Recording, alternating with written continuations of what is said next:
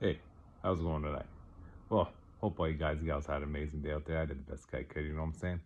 Um, yeah, so the last few nights, kind of been talk about different things about like, complaining and your words, your want, things like that, right?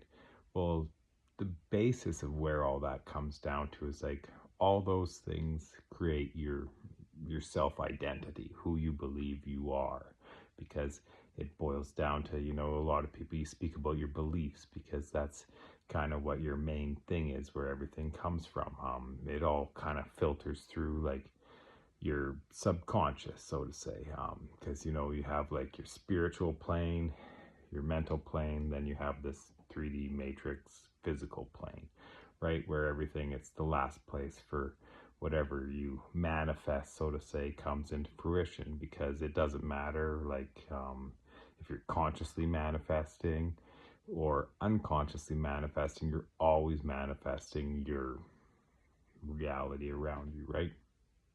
So that's where you have to start taking, responsibility in your thoughts, in your actions, in the things you say, the things you do, if you desire different outcomes, right?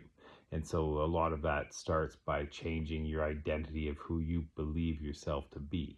A lot of that comes through, like what I've talked about before, like that Ho'oponopono, I love you, my apologies, please forgive me, thank you, I forgive myself. And you're always speaking to that inner child of you, right? The inside, right there.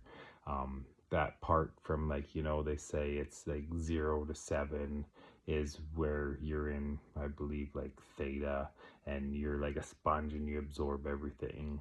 And those are the years that basically dictate your whole life as your baseline for your beliefs.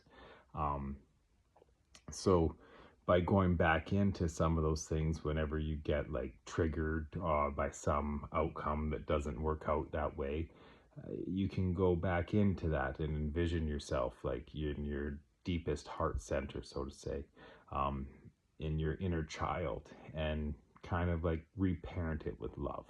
Hold it in a space that honors it instead of dishonors it, to allow that trigger, whatever it is, to change.